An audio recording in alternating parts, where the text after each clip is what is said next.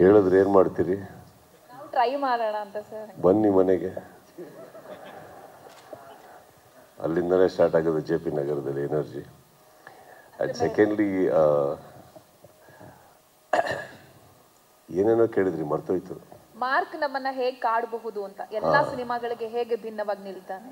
C, ಒಂದು ಸಿನಿಮಾನ ಮಾಡಿದಾಗ ಪ್ರತಿ ಸಲ ವಿಭಿನ್ನವಾಗಿ ಏನೋ ಕೊಡಬೇಕು, ಹೇಳ್ದೇ ಇಲ್ದಿರೋ ಒಂದು ಕತೆ ಹೇಳಬೇಕು, ಯಾರು ನೋಡ್ದೇ ಇಲ್ದಿರೋಂಥ ಒಂದು ಪ್ರಪಂಚ ನೋಡಬೇಕು ಅಂದರೆ ಯಾರೂ ಸಿನಿಮಾ ಮಾಡೋಕ್ಕಾಗಲ್ಲ.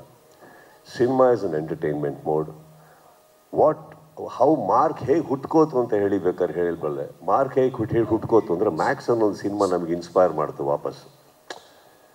ಆ್ಯಕ್ಚುಲಿ ಏನೋ ಡಿಸ್ಕಷನ್ ನಾನು ವಿಜಯ್ ಕೂತ್ಕೊಂಡಾಗ ಅವ್ರು ಒಂದು ಕತೆ ಹೇಳ್ತಾರೆ ನನಗೆ.